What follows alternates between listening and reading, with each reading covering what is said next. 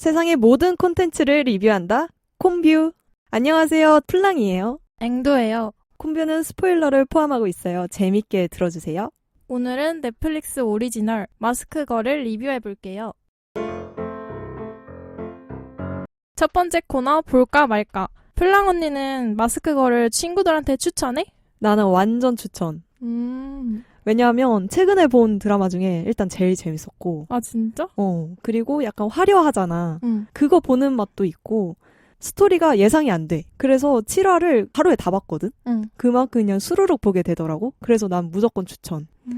그리고 나는 나나가 너무 예뻤어가지고 그냥 나나 얼굴을 보는 정도로 봐도 맞아. 충분하지 않나. 앵두는 추천해줄 거야? 안 해줄 거야? 나도 추천할 거야. 왜? 좀 원래 가벼운 마음으로 봤거든 되게. 좀 네. 넷플릭스 시리즈 다 재밌으니까 그치. 그냥 뭐 킬링타임 용으로 이렇게 보자 이렇게 했는데 생각보다 분위기가 무거웠다고 생각해요. 맞아. 근데도 무거운 장면들 속에서도 재미가 진짜 톡톡히 있어서 그치. 너무 볼만했던 것 같아.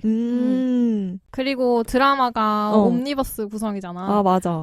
근데 한 역할을 세 배우가 연기를 하는데 나는 한 사람처럼 느껴지진 않았거든, 솔직하게. 나도. 그냥 세 명의 배우, 세 개의 인생을 보는 느낌이었는데 그게 오히려 더 재밌었던 것 같아. 맞아. 오히려 더 찰떡 같았고 그 재미가 있었던 것 같아. 나도 똑같이 느낀 게 다른 사람처럼 느껴졌거든, 세 명의 몸이가. 그 이유가 나는 활동하는 배경도 확 달라지잖아. 그러니까 처음 김모미일 때는 회사원이고 나나로 바뀌었을 때는 술집이고 마지막에 고현정으로 바뀔 때는 교도소니까 그래서 더 다른 사람처럼 느껴지는 재미가 있었던 것 같아. 맞아. 두 번째 코너 인물 분석. 플랑 언니는 어떤 인물을 조사했어? 나는 분량으로 따지면 주인공이라고 해도 무방한 엄혜란 씨를 조사를 했는데 엄혜란 배우는 다른 일을 하다가 배우의 길로 늦게 들어섰다고 하는데 극단에 들어서면서 배우의 길을 걸었다고 하더라고. 근데 나는 염혜란 배우를 처음으로 본 게 그 도깨비. 거기서 지은탁의 이모. 맞아. 못된 이모. 그래서 진짜 못됐다. 약간 너무하다. 이 생각을 하다가 거기서 확 이미지 변신을 하더라고. 동백꽃 필 무렵. 혹시 봤어? 앵도 봤는데 봤어? 무슨 역할이었지? 그 변호사. 아 맞아. 완전 다른 사람 같지 않아? 어. 그지? 그래서 와 이렇게 정반대의 역할을 해도 잘하는구나 생각을 하던 와중에 더글로리 봤어? 봤지. 거기서도 조력자. 송혜교의 조력자. 아 맞다. 그러네. 그지? 다 다른 사람 같지? 다 다른 사람 같아. 그래서 이제는 그냥 믿고 보는 연기파 배우가 된 것 같아. 앵두는 누구 조사했어? 나는 바로 나나를 조사했는데 나는 나나가 애프터스쿨로 알지. 약간 연기자 나나로는 잘 몰랐거든.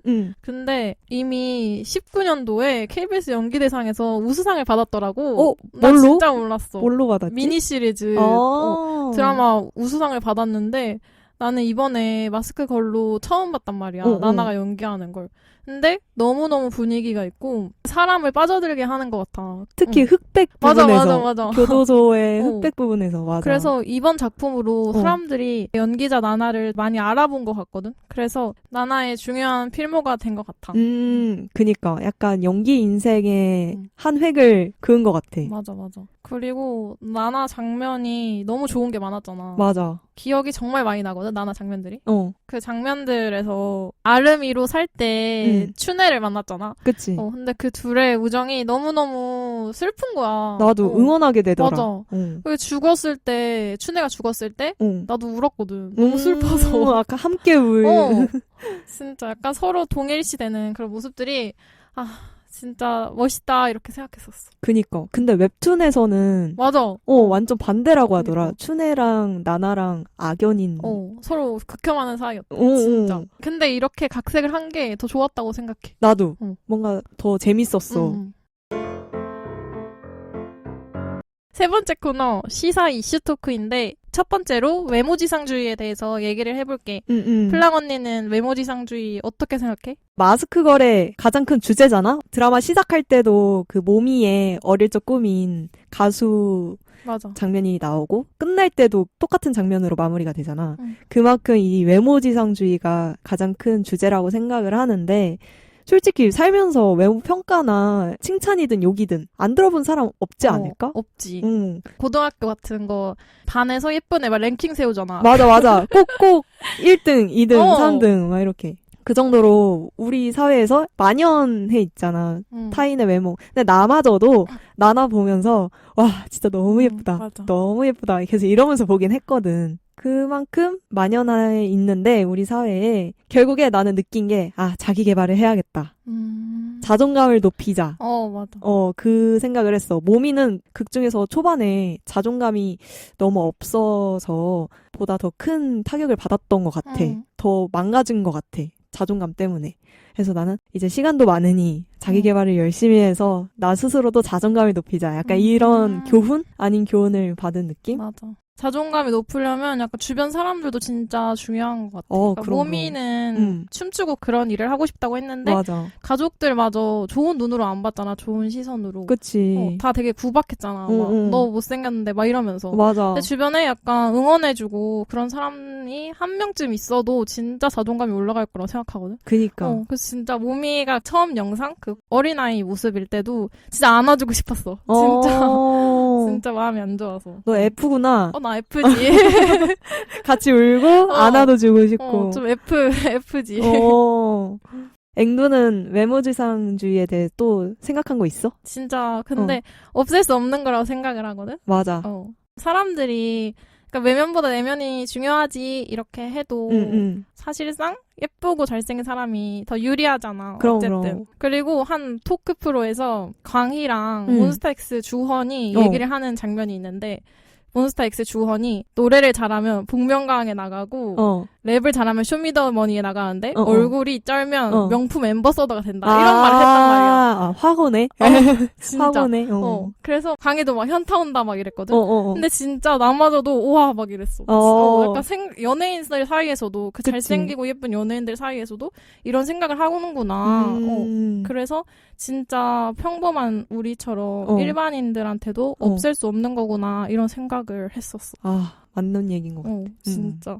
그리고 두 번째로 덕후 문화에 대해서 얘기해 볼 건데 플랑 언니는 어떻게 생각해? 근데 나는 덕후 자체는 나쁜 게 아니잖아. 한 분야, 자기가 좋아하는 분야를 깊이 있게 아는 거니까.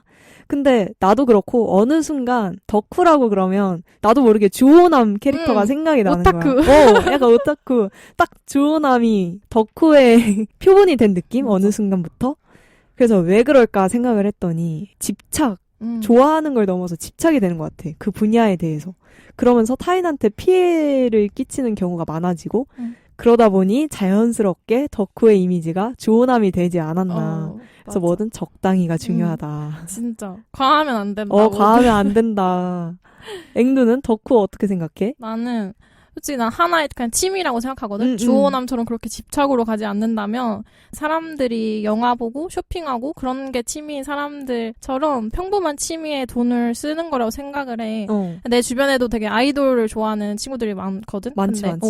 근데 그 친구들은 덕후 짓을 하는 걸 보면 되게 막 아이돌 인형 사고 막 생일 카페 가고 거기서 소소하게 생일 카페 가서 컵홀더 받아오고 그거 보관하고 되게 귀엽단 말이야.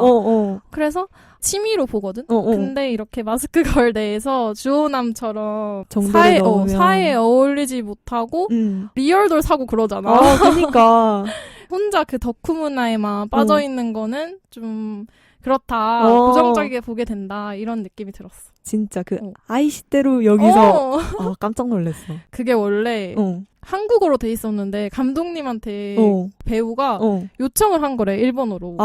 하겠다고? 일본어로 하겠다고? 너무 찐 배우다. 너무 잘했지 않아?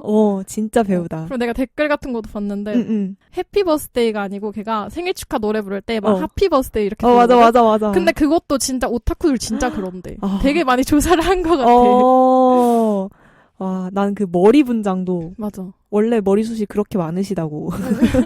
근데. 그 배에도 뭘 넣었대. 배에도 뭘 넣고. 근데 아무도 몰라준다고.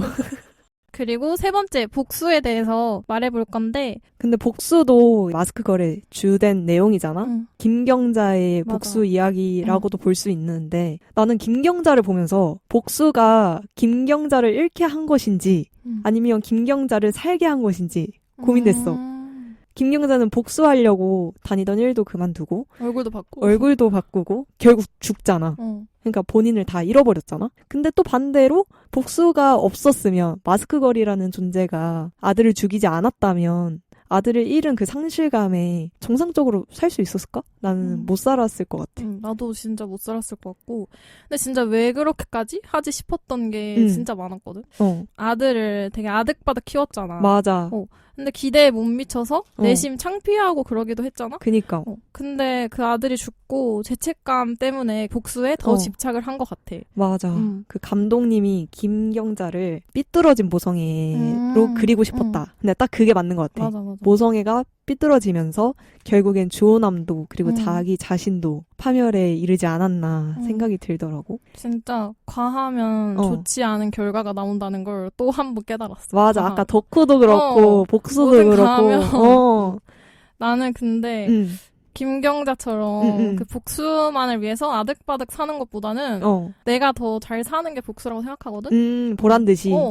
근데 이렇게 얼굴 바꾸고 마스크 걸 쫓아가도 어차피 죽었잖아. 그니까. 결과로선 어차피 마이너스가 됐는데 맞아. 플러스가 되는 복수를 하는 게 더 좋지 않을까? 이런 생각을 해. 그리고 미모도 어찌 보면 김경자의 손녀였잖아. 김경자는 몰랐지만. 맞아. 그래서 자기 손녀를 본인의 손으로 죽이려고 한 것도 복수의 비극이지 않나 라는 생각이 들더라고. 네 번째 코너 드르륵 탁인데 가장 인상 깊었던 장면을 얘기해 볼 거야. 나는 주호남이 그 2화에서 핸섬 스님 죽일 때 그게 제일 기억에 남는 게 나는 당연히 죽었을 거라 생각했어. 핸섬 스님이. 근데 이러면서 막 살아있었잖아. 근데 그렇게 소극적이고 흔히 조금 찌질했던 주호남이 그냥 막 한 번 찌른 것도 아니고 무차별적으로 찌르잖아. 그래서 그동안 주호남이 보여줬던 캐릭터랑 완전 상반돼서 확 꽂혔어. 그래서 계속 기억에 남더라고. 나는 그 모미가 어렸을 때 공연하면서 마지막에 내 꿈은 가장 사랑받는 사람이 되고 싶다고 얘기하잖아. 맞아. 그거를 애기가 보잖아, 미모가. 그 장면이 가장 인상 깊었어. 왜? 왜냐면 처음에는 그 장면이 그저 귀엽다 이렇게 하면서 봤거든. 근데 마지막에 이제 스토리들을 알고 나서 보니까 진짜 감정이 다르더라고. 뭔가 느껴지는 게. 또 F의 모멘트. F의 모멘트인데 이것도 자존감 문제긴 한데 아기 때 그 꿈을 말하던 공연 장면이랑 마스크 걸로써 인터넷 방송이지만 되게 즐겁게 춤을 추는 장면이랑 아름이가 돼서도 술집에서 그 노래하고 춤추는 장면 세 개의 장면들이 다 모미가 하고 싶은 일들을 한 거잖아. 맞지. 그때 되게 뭔가 반짝반짝 빛나는 존재가 된다고 생각을 하거든. 그래서 주변에서 그냥 진짜 칭찬이라도 한마디 더 해줄 수 있는데 빛나는 존재가 되는 거를 몸이 스스로도 몰랐던 것 같고 주변에서도 몰랐던 것 같고 그래서 마음이 너무 안쓰러웠어. 그래서 가장 인상이 깊었어. 나도 내 주변인들한테 이제 표현 잘해줘야겠다. 앵두야 잘했어. 약간 이렇게. 고마워.